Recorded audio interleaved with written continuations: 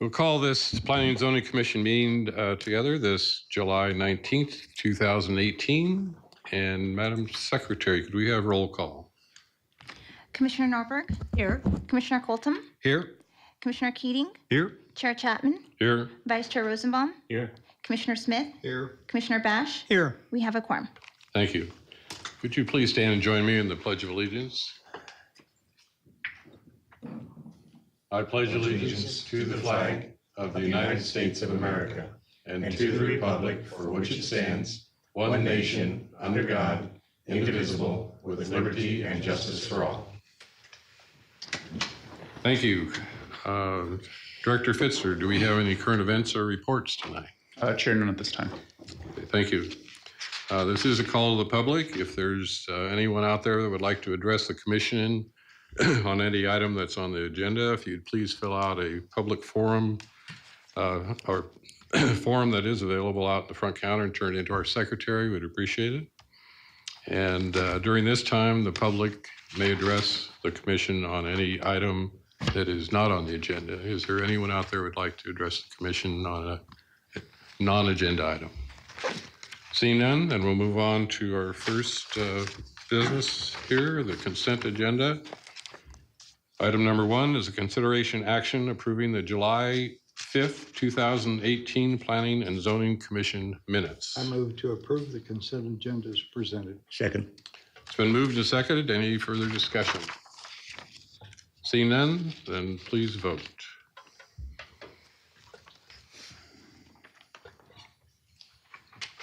Motion passes 6 in favor and 1 abstention. Thank you. Item number 2 is the nomination and selection of the Planning and Zoning Commission Chair. And I just want to thank the commission for the opportunity to serve as a chair. And now we're going to pass it on. So let's start with anyone that would like to nominate anyone for the chair position. I would like to nominate Commissioner Keating. He has served as vice chair and has a very good rapport with the citizens that come to address the Planning and Zoning Commission. I highly recommend him. Second. Moved and seconded. At this time, is there anyone else that would like to place a nomination? Seeing or hearing none, then we do need a vote. We do need a vote. So if you would write down your vote, please, and then we'll have our secretary pick them up from us.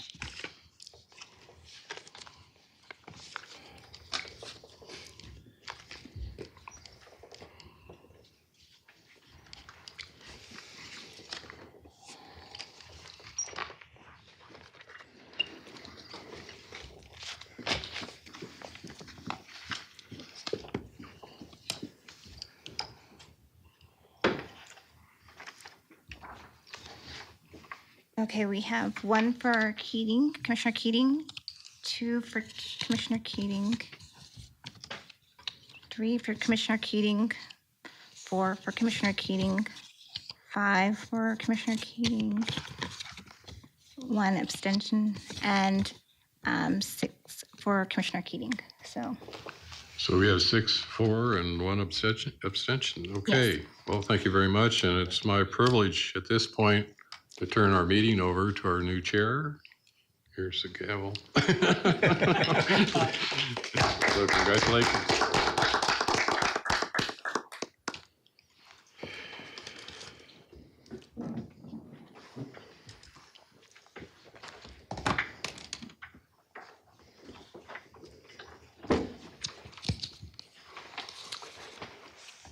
Well, thank you very much. I'd like to start by thanking you, Ken, for providing a great example of how to run a meeting over these last couple of years. I hope that I've learned something. I hope that I know that it's not always easy to be in this position. I know that some people think you're just running the meeting, and that is the case. But when subjects come before us that are very, when people are very passionate about them in one direction or another, it can get difficult. And I've seen how you've handled those things. And I hope that when it gets difficult for me, I hope I will stay calm and handle things the way that you did. So thank you for providing a good example. Okay, so the next will be a nomination and selection for vice chair. I'd Do we like have to any- nominate Commissioner Rosenbaum. You know, one of the things that I really have enjoyed with Rosenbaum is his extensive knowledge in the city. Being part of the 2035 plan, I believe that was an 18-month volunteer position that you took up, and that is pretty incredible to be a part of that. You have all of that knowledge, not just with that, but also in the city as well. Being a business owner in more than one area, I think is great. And also your attendance. And I think attendance is key when we're talking about who's going to be chair and vice chair. And so, yes, I do nominate Commissioner Rosenbaum. Second. Thank you. Do we have any other nominations? Yes, I'd like to nominate Commissioner Bash. I think that he's got tremendous experience both in working with, of course, our commission, but also in working with different government entities and developing working relationships with in the military and others that has given a great deal of experience. And I think he'd make a great vice chair. Second. Thank you. Any other nominations? Seeing and hearing none, then please vote.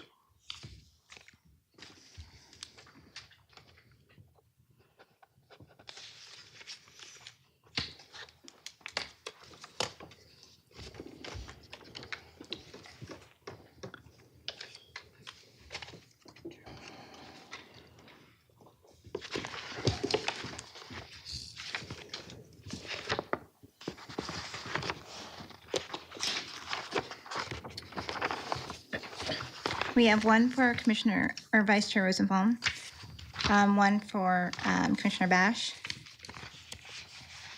and we have one more for Commissioner Bash.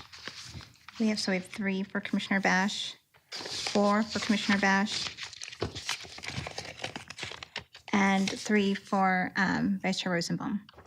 So Okay, 4 votes for Commissioner Bash, and congratulations, Commissioner Bash, for your vice chair. Thank you, Vice Chair Rosenbaum, for your service. Do we need the vice chair to move positions tonight, or no, next time? Okay, thank you. And we'll move on to the next. Item number 4 is consideration and action regarding a major site plan amendment for LA Fitness in Surprise Village Marketplace. And Mr. Kufis will be presenting.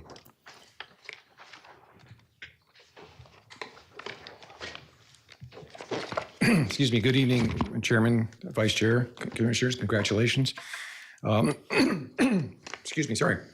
The item before you this evening is a major site plan for LA Fitness.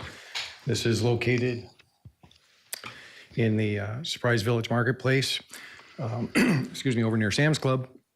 You'll recall a few months ago you saw a freeway monument sign on the same property. This follows that request.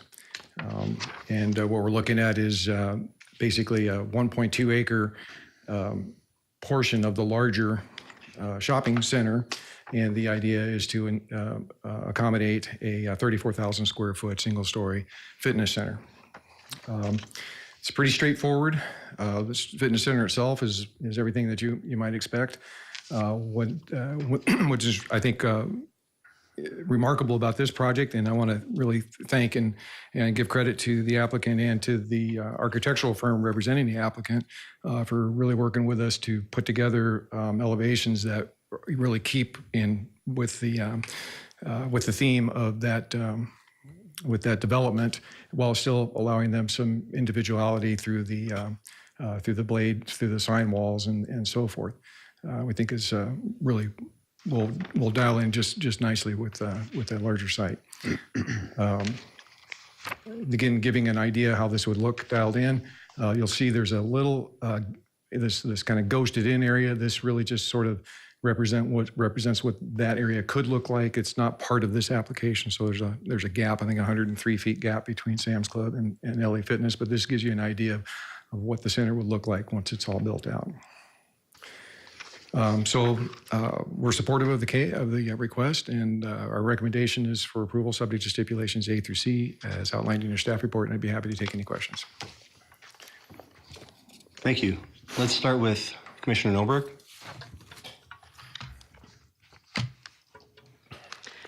I actually have no questions, just a comment that when I first moved here and saw the Sam's Club, I was so impressed with the elevation, and I'm really excited that this is going in and that 24 is doing the same thing. Thank you. Commissioner Colton. Mr. Kufis, a couple questions for you. First, I don't know, I guess I'm, and maybe another, a parking connoisseur that's always wanting to make sure we have sufficient parking in our city. For an item this size, what would be our city's minimum standards for parking spaces for a project like this? Mr. Chairman, Commissioner, I don't recall off the top of my head what it is. We did analyze the parking, and it does meet the parking standard. If I look at the site plan here, I'd have to pull it up.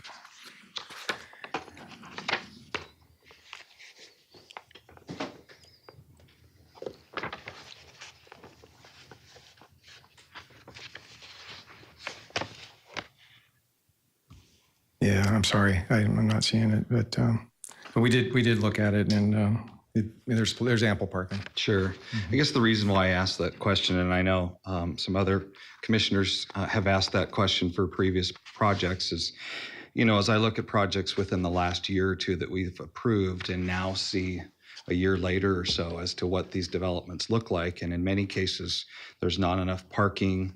That's why I just asked the question now. So I think the project looks great, but I'm going to ask that question because it's already a busy area right over there. So thank you. Commissioner Chapman. No questions. Commissioner Rosenbaum. No questions. Commissioner Smith. I have no questions. Vice Chair Bash. Mr. Kufis, its minimum required is 4 per 1,000 square feet. Maximum is 10, and the site plan is 4.5 for parking. No other comments. I don't have any questions on this particular one. If there are no other questions, no other discussion, this is not a public hearing, so I would accept a motion. I move to approve the proposed major site plan amendment for LA Fitness in Surprise Village Marketplace, subject to stipulations A through C, as stated in the staff report. Second. Okay, please vote.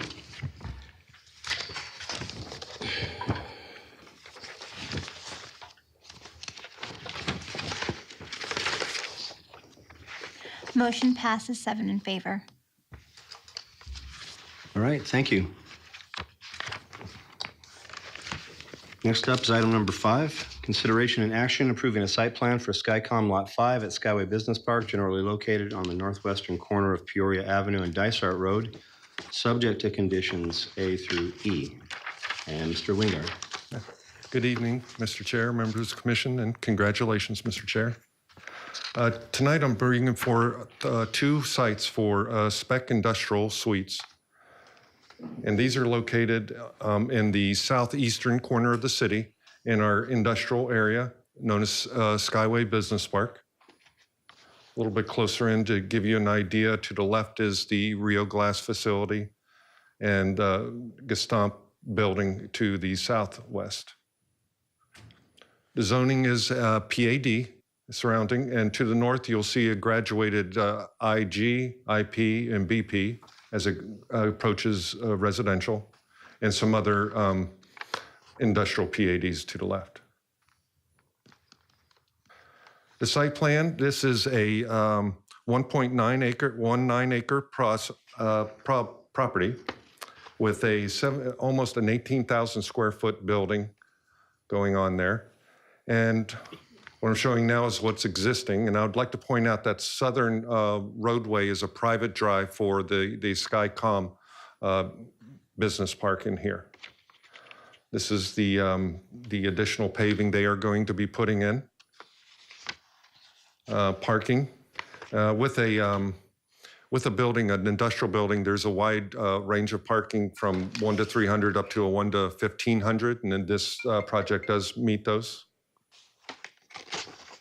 And of course, the close to 8,000 square foot building. And even in industrial parks, we promote pedestrian connectivity throughout.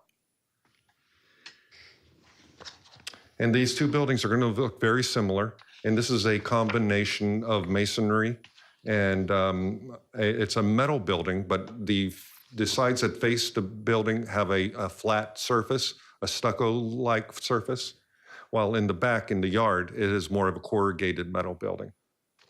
Just to show those.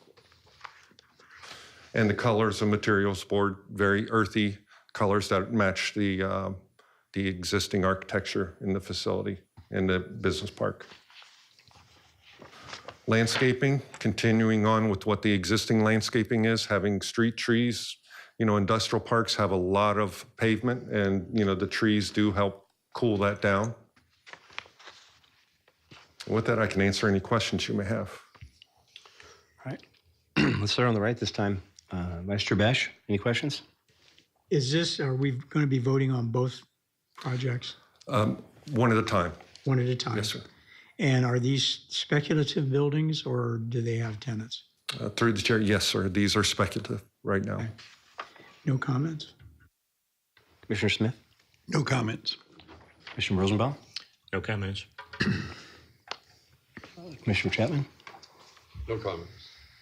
Commissioner Colton? Just one, you know, looking at this project and it being in my neighborhood, I just think the perspective of the proposed site plan, it is consistent with the manner and intent of the Skyway PAD. So it looks good. Thank you.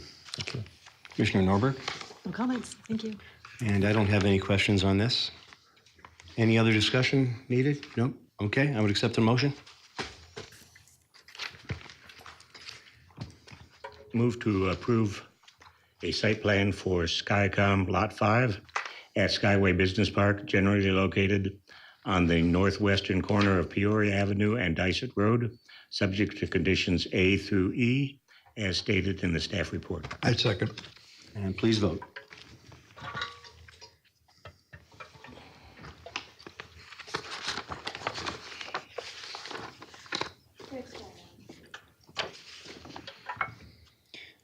Missing one, please check your screens. It's still blinking, even after I pushed it. Reset.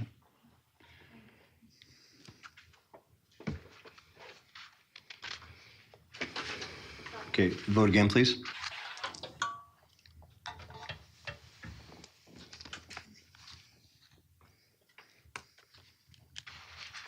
Motion passes 7 in favor. All right, thank you. Next, item number 6, consideration and action approving a site plan for Skycom Lot 10 at Skyway Business Park, generally located in the northwestern corner of Peoria Avenue and Dysart. Mr. Wingert again. Good evening once again. I'll be a little quicker with this presentation as it's very, very close to that same area, same zoning. The site plan is a little different. The building is now a 14,000 square foot building, a little bit smaller, but the same sort of program into parking and paving, as well as landscaping and pedestrian facilities and architecture. With that, I can answer any questions you may have. All right, let's start on the right again. Vice Chair Bash, any questions? No questions, no comments. Mr. Smith? No questions. Mr. Rosenbaum? No questions. Mr. Chapman? No questions. Mr. Galt? None for me, thanks. Ms. Norberg? None for me. Okay, I don't have any either. I'll accept a motion. I move to approve a site plan for Skycom Lot 10 at Skyway Business Park, generally located on the northwestern corner of Peoria Avenue and Dysart Road, subject to conditions A through E as stated in the staff report. Second. Please vote.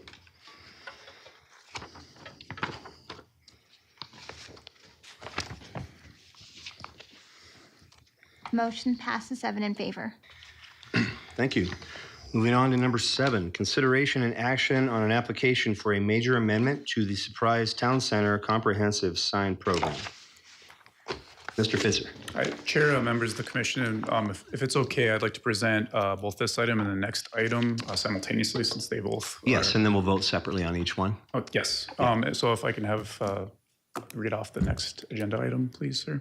The next item then would be consideration and action on application for a major amendment to the Surprise Marketplace Comprehensive Sign Program.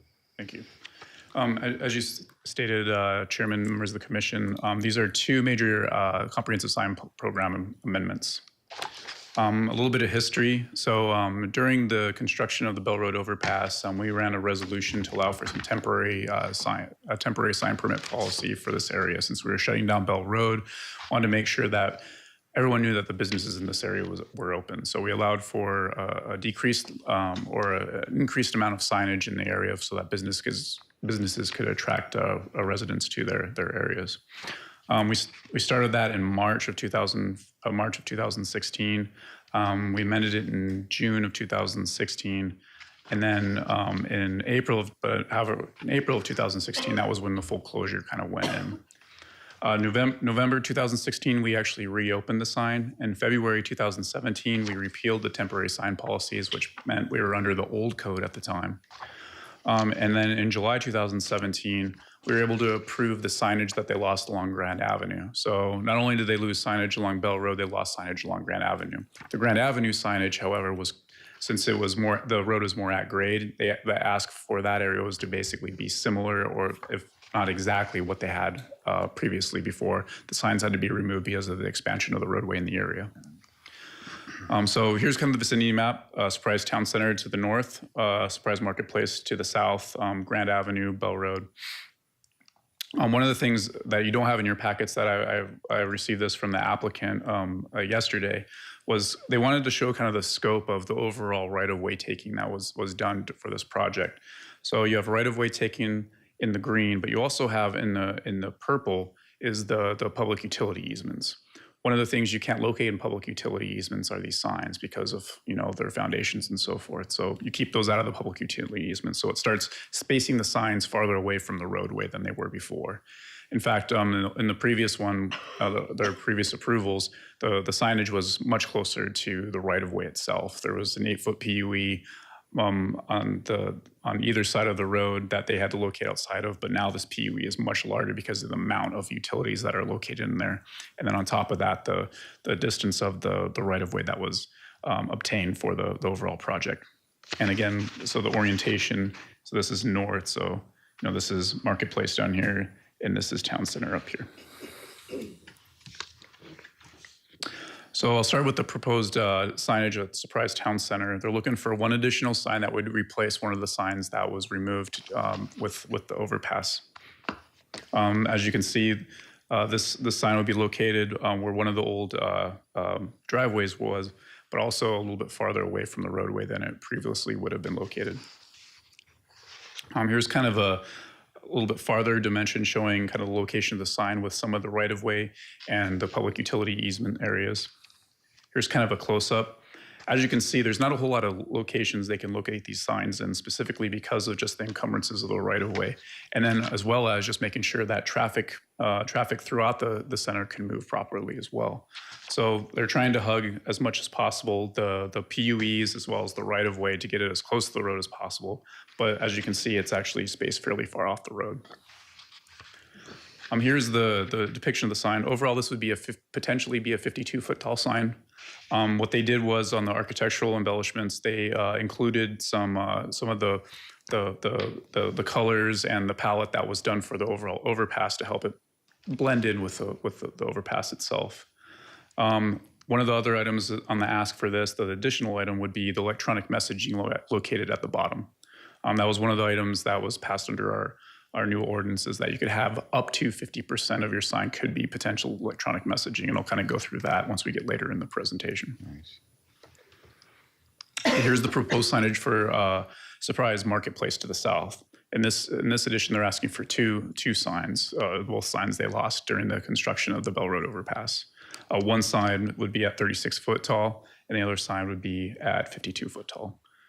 As you can see, this is kind of the location relative to the right-of-way and the public utility easements. Here's a close-up of the 36-foot tall pylon sign. Again, hugging the public utility easement, but located outside and located in an area where it's not going to encumber any parking spaces or traffic circulation. Here's the other sign that would be located more closer to would be the Red Lobster there. Again, they're expanding the landscaping. They are losing a space here, but that was one of the few spaces that would have, or one of the places that would have the least impact on the overall traffic circulation as well as parking. So again, the larger sign, sign A, the one closer to the Bell Road overpass and the Red Lobster, potentially could be a 52-foot tall sign is what the proposal is. The other sign that's located a little farther away is about 36-foot tall. And again, the signage area that is contemplated in this application was originally approved with the original approval of the comprehensive sign program. The addition for this one, again, is an electronic messaging center that would be located at the bottom of the sign. That would be the only addition in this, which under our current code would be allowed up to 50%. So one of the things we look at with measurements, and I'm gonna go through some of the measurements and how we would take these for these two locations is, as you can see, we actually allow up to a 17-foot tall monument sign now. It's up to 15 feet with 2 foot of architectural embellishments to the top of it that could be included. So a total of 17 is the maximum we allowed by permit. So that would be someone coming in with a center. I want to put up a 17-foot tall sign with this. It wouldn't be something that would need to come under a comprehensive sign program. They could go straight to permit or straight to design review and permit through the city. One of the things when we looked at the overall comprehensive sign program previously is we had a lot of requirements specifically in the comprehensive sign program. You can't go above this. You can't do 50% more than this. And what we heard through the public process and we heard through the Planning and Zoning Commission councils, they wanted a little bit, you guys wanted a little bit more flexibility in case they wanted to do some more architectural embellishments, those kinds of things, or be a little more creative. So part of the approval was removing those restrictions, but to remove those restrictions, we gave it one extra body for approval. So basically, under the old comprehensive sign program ordinance, they went to Planning and Zoning Commission. You were the final approval. Now, under the any new comprehensive sign program, you are a recommending body. You recommend to the planning or to the city council whether to approve or deny a project. One of the things they did up front is, if you remember, a couple months back, we did a kind of a work session on this item. And originally, the applicant had proposed a 72-foot tall sign for the Surprise Town Center and a 69-foot 10-inch sign, I believe, at Marketplace would be the largest, and a smaller 46-foot tall sign. After those, during this process, the applicant had actually gone out there, rented a crane, did some screenshots of what it would look like at different areas of the bridge. They did it at the original requested height at 72 and 69 and 46, and they did them at two other heights, one at 60, or one at, like 60, and then the other one at 50. So we have these at 50 still, so 50 and 36 actually, so that they help with kind of what would potentially be seen if these were to be approved. So if you imagine, I mean, we're talking 2 feet, so it's not going to be that much noticeable when you're kind of over the bridge. But so this gives you a good barometer of what at these heights this potentially could look like. So as you can see, your first site for the two larger signs, which at 50 foot, this would be Marketplace, and at 50 foot, this would be Town Center, and this would be at first site when you're coming up on the bridge. On top of the bridge, as you know, the apex of the bridge is more over the Union Pacific, or not Union Pacific, BNSF Railroad. And when you get to that top, this is what you'd be able to see if these signs were approved and built. Here's the Town Center, and here's Marketplace. And then on the downslope, which is basically once you get to the light, this is what would potentially be visible. Here is, again, Marketplace and Town Center. One of the items that I don't think that we really saw during that, we kind of focused on the larger signs, was the smaller sign. So when they did the smaller sign, they did it at 46 foot, which was the original proposal, but they brought that down in this proposal up to 36 feet. So at first sight, this is what you'd be able to see when you first are able to see the sign. On top of the bridge, this is what you'd be able to see. And at the downslope, when you actually get up to the stop bar here, this is what you'd be able to see. So one of the things we look at when we're measuring sign height is specifically in our ordinance, it's required that we look at the adjacent pavement or adjacent sidewalk. So per the location of the pylon sign on the town center pylon sign at 52 feet, we basically, we looked at what the finished elevation was on the overpass at that point, which was 5 foot taller than what it is currently in the center of what would have been the old Bell Road. So by right, they would be allowed a 22 foot tall sign. So there's a 30 foot discrepancy, which would require this CSP amendment. At the Marketplace pylon sign as submitted, the larger sign at 52 feet, the elevation of the road in that area is about 20 foot higher than what it used to be. So technically they would be allowed a 37 foot tall sign. So that means we have a 15 foot discrepancy, which again the 37 foot tall would be allowed by right, but they want to go a little higher so that the signage is able to be seen. And then at the 36 foot tall site that they've proposed, the elevation is about 10 foot higher than what it used to be. So they'd be allowed 27 foot, again, a 9 foot discrepancy, which all this is why we're in front of the commission for a recommendation and council for possible consideration of this item. Relative to the sign areas, it's a 1-to-1 request on all signage, except for the addition of the electronic messaging for both the larger sign at Town Center and the larger sign at Marketplace. And in both of those cases, the electronic messaging would only be about 23.1% of the overall sign area, which is well within code requirements, as well as the Surprise Marketplace is only at 13% of the overall sign area. So even though this is a comprehensive sign program, it still is up to consideration, but it definitely falls within the requirements of the sign code as reviewed and approved by the Planning and Zoning Commission and City Council. That said, if you have any questions of me, I'm happy to answer them, as well as Rick Rattel with Blue Media, who's the contractor or the sign designer on this project. Okay, thank you. Let's start to my left this time. Commissioner Norberg, do you have any questions or comments? I do. I'm concerned about this. And one of the reasons is because the last time this came up in front of us, I had asked for a view of what it would look like going on Bell, traveling east, to see what these 3 signs are going to look like, because we have a huge population in the city of Surprise that live that direction and travel Bell.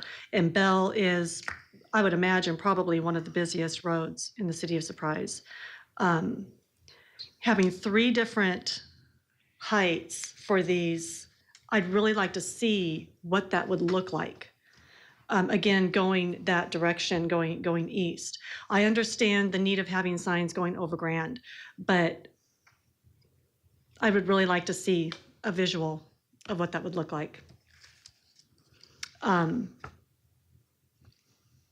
There's just a different perspective, I think, when you're going that direction. And these signs are huge. I mean, it sure would be nice for all 3 of them to be the same height, because as you're going by, it just looks nicer. And yeah, I'd like to be able to see that. Thank you. Commissioner Colton. Director Fitzer, do you mind going back a few slides to the pictures? Let's go to, keep going a little more forward. That's fine, that's good. I know initially when we had our workshop conversations, the heights were significantly higher. And at the time, with my focus being business-friendly city, becoming more like that, as well as meeting industry standards and beyond, I also thought, what's the impact? I've heard many a times how, anything can block the view of the White Tank Mountains. And so as I've driven and gone back and forth in different directions over this exact location, happened to have one of my children in the car with me with a timer to actually find out multiple times going back and forth across the time that it would take to have something obstruct the view of the White Tanks. And we were about 1 0.1 to 1.2 seconds of time where the white tanks will be blocked for that small temporary amount of time. And so for me, I saw these signs specifically, as well as the construction cones and such. And very simply, I was going, this is a unique anomaly. This is not a place that's very similar anywhere else, except for a few cities in the valley. And I thought, these heights don't concern me, especially given my previous comments. But I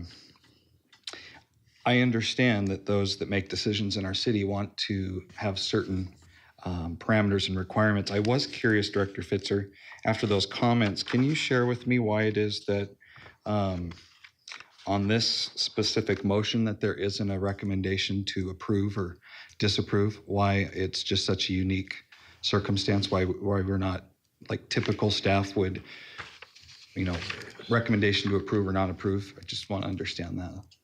Chair Commissioner Colton, so I was the planner on this project, and specifically the heights are definitely outside of the norm of what we would normally look at. However, there are some topography in the area and those kinds of things, and staff felt that, or I felt at the time, that this would probably be the best way forward to allow the commission to formulate their own recommendation. There are potential motions at your place, both one to approve and one to recommend denial. Mm-hmm. But at this point, staff felt that this would probably be the most prudent way to move forward. I really appreciate that thoughtful explanation. I knew that there was something thoughtful behind it. So those are my comments, and that's the question. Thank you. Mr. Chapman. I also share the concerns that Commissioner Norberg has, that it sure be nice to be able to see these.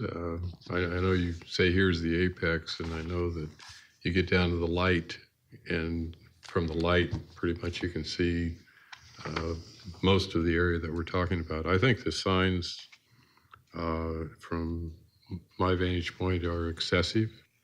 I think that we want to accommodate our business and all the people that are working hard to make this city work, but I think the signs are just too excessive for me in terms of the height. So that's just my feeling, and I would like to have a rendition of photo or something that we can actually see the relationship at the stoplight where we all come up to enter Surprise, and whether or not that infringes at all on the white tanks or anything else. So anyway, those are my concerns. Mr. Rosenbaum? I share the same concerns. And I know 45 is something that we've talked about, 45 feet. What's the reasoning for, let's say, 52 feet as opposed to?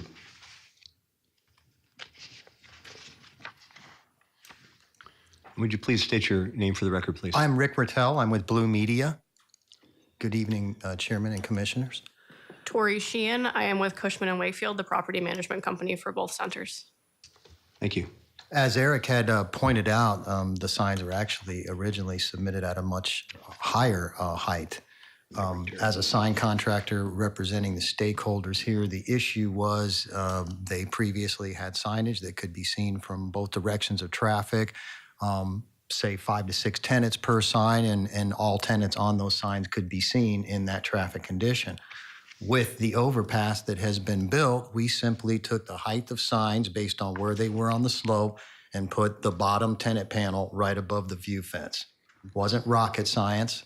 It made sense for the stakeholders' sake to be able to say, people need to see you and have safe wayfinding as they approach these locations. And this is a unique slope and a unique situation as it's been described.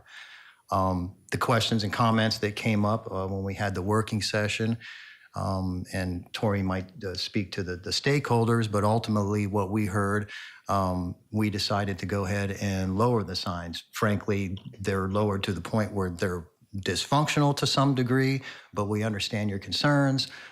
We took them out of the view shed of the mountains. and still trying to maintain some level of safety as well as recognition for those retailers who are, sales tax partners with the city.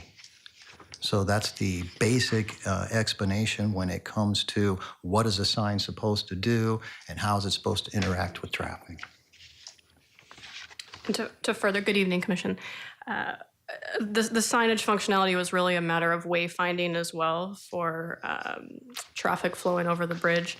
And we were trying to maintain a level of functionality and safety where someone could still make a decision to enter a shopping center on either side and have that ability to do so and make that change at a safe point and from a visibility standpoint.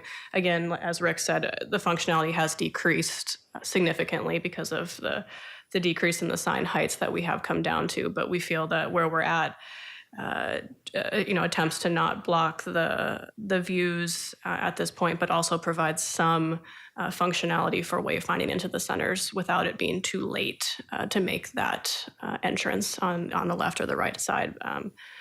In Eric's image, you can see the entrance, and I'm sure you're all familiar with the sites. Really, the key entrance is the entrance on the marketplace side where Chick-fil-A and Target is. It's really the only left in at that point before you're past the shopping centers, and the right is on the other side there by Vitamin Shop, Starbucks as well. So the idea was to try to allow people to have the ability to enter the shopping centers without causing any sort of traffic issue or safety issue as well on the way in. Hopefully that answers the question. Yeah.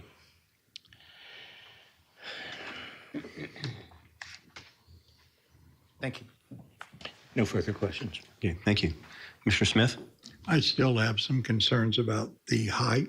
And when you look at the grade went up 10 feet and they want 27 feet, I'm just still not comfortable with the size and the height of the signs. That's all I have to say. Commissioner Bash? Bell Road is a major arterial Chair, Vice Chair, yes. and it's not a freeway. Chair, Vice Chair, no, it's not a freeway. Okay, thank you. Okay, I do have a couple of questions and comments this time. Were there ever any public comments gathered on something like this, or an outreach to the public in any way to tell the public that this is being considered? Chair, members of the commission, the applicant actually did do a public outreach meeting about a year and a half ago when we first started contemplating this. We had, at the time, I think it was two of the potential council members attend that meeting, and that was it. Okay. And the electronic messaging, would that be the kind of electronic messaging that scrolls across? So you'd read like maybe 1, 2, or 3 words at a time as it's scrolling across? Mr. Chairman, yes, that's a good question. There's actually multiple modes in today's electronic displays. So scroll is actually the name of one of those motions. They can, scroll like this. They can move left to right. They have a lot of different types of movement. They're also designed to be in multiple lines up to just one larger line. So if you've got 28 pixels, I mean, there's a series of letter heights, if you will, and lines of copy that you can create within there, as well as simple, graphics and stuff like that.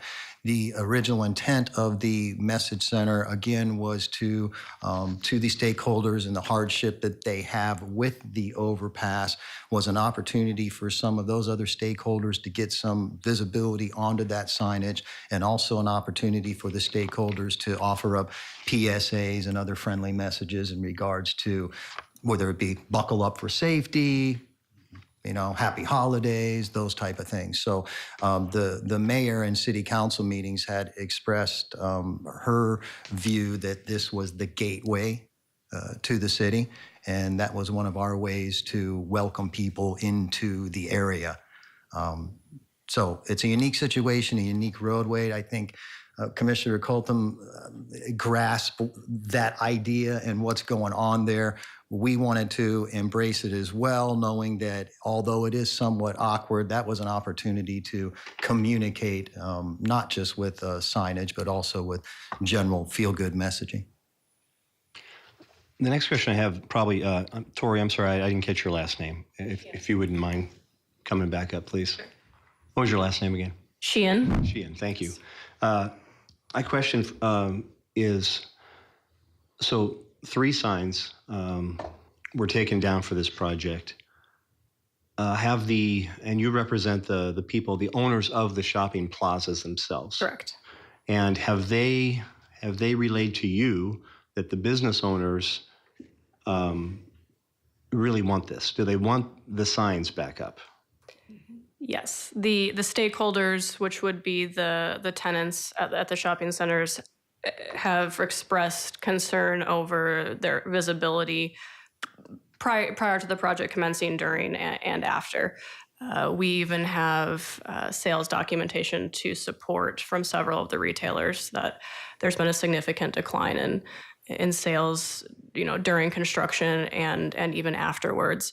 Obviously, we can't tell for certain if signage would improve those sales significantly, but the hope would be that it would provide some relief and some assistance. Okay, well, thank you. You're welcome.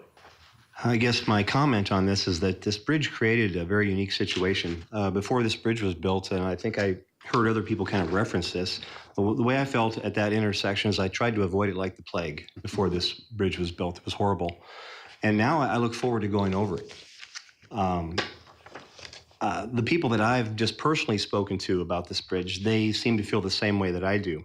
So my concern, I think I mirror the concern of a lot of these folks, and my concern is that are we recommending, I want to be business friendly, and I think the commission is business friendly. I think the city council is business friendly.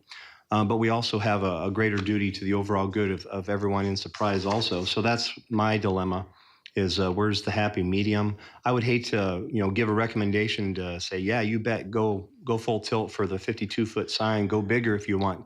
And then every time I drive over that bridge, I'd be thinking, oh God, I can't believe I said that. I can't believe I recommended that. So that's the dilemma that I have, and I kind of hear that same dilemma, I think, in other people's voices on the commission. No matter what we recommend here today, I hope that this is some good feedback for you when you move forward, to present to the city council. Because I imagine, I'm just guessing that, they may have some of the same concerns that we do, no matter how we vote tonight. Any other questions or comments from, yes, Mr. Colton? If you don't mind, I just have a couple of questions for both of you. First would be, during the construction period, where advertising of those signs ended or ceased to when advertisement might have started again, is there, from your tenants, is there any determination as to, looking at year by year profits and such and business numbers, what kind of financial loss these businesses encountered as a result of that whole construction and project? Commissioner, I don't think I could put an exact number on the overall loss. I could likely put together a guesstimate, but I would say, in general, the year-over-year sales from prior to the construction were significantly higher than even post-construction. So the concern, I believe, with a lot of retailers is that during construction, they may have lost customers that may never return.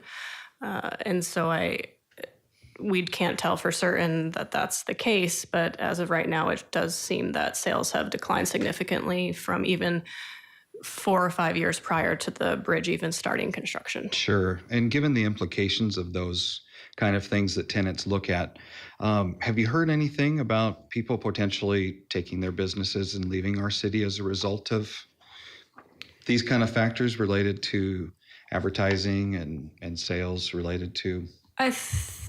Commissioner, in general, I think retail is changing as well, as I'm sure you all read in the paper. So it's hard to determine if it would be a direct impact from the construction of the bridge.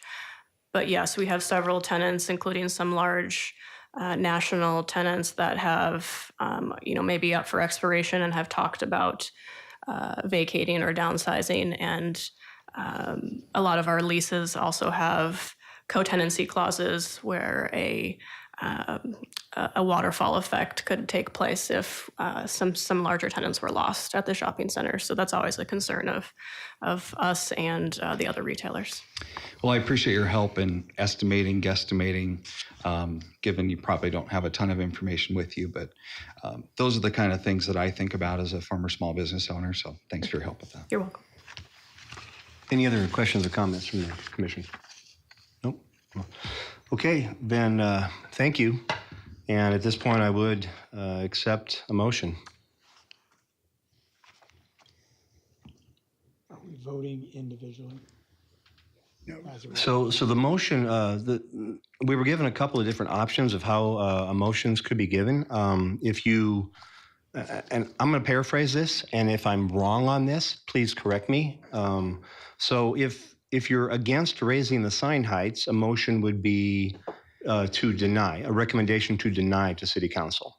If you're in favor of allowing the signs to go to these proposed heights, then the motion would be a motion to recommend approval with these conditions that were written. Are we voting? Oh, yes. Oh, I'm sorry. I misunderstood your question. So I think, yes, we're gonna vote individually. So we're gonna vote on item 7 first. So the first one will be the consideration and action on an application for a major amendment to the Surprise Town Center. And the Surprise Town Center, I believe, is the one sign, and that is to the north of Bell Road. So that is the first motion that I will accept. I move to recommend denial to the mayor and city council on an application for a major amendment to the Surprise Town Center comprehensive sign program. I second. Okay, it has been moved and seconded. Please vote. So do I need to clarify that what your vote would mean here? So now it's like a double negative. So if you vote for this, you're actually voting against raising the sign height. That's correct. Okay.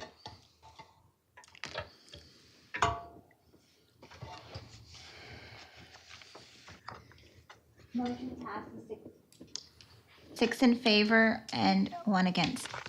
Thank you. So then we will take up the second part of this. This will be the south side, and this will be the 2 signs, consideration and action on an application for a major amendment to the Surprise Marketplace comprehensive sign program. I move to recommend denial to the mayor and city council on an application for a major amendment to the Surprise Marketplace comprehensive sign program. Second. Please vote.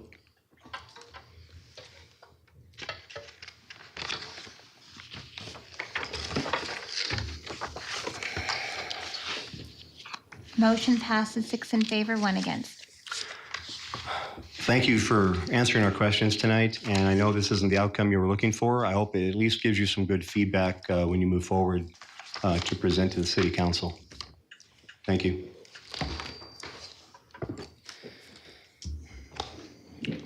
That takes care of everything on the agenda tonight.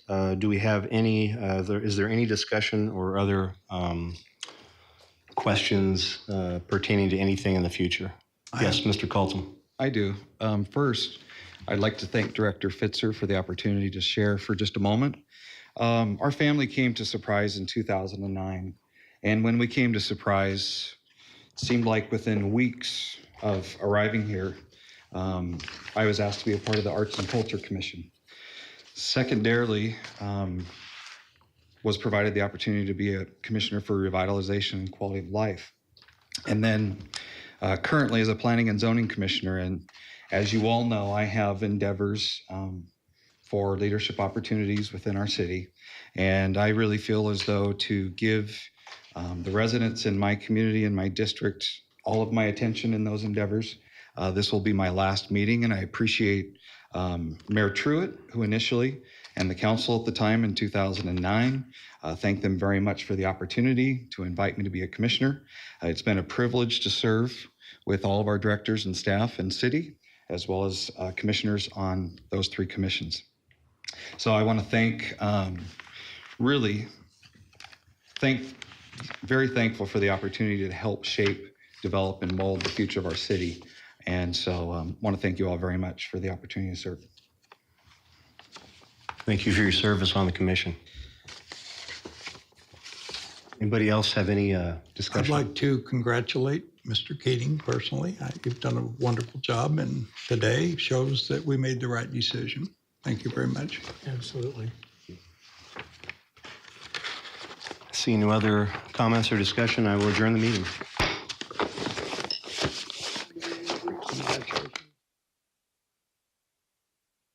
On November 7th, 2017, voters in Surprise approved general obligation bonds as a funding source for 10 capital improvement projects in the areas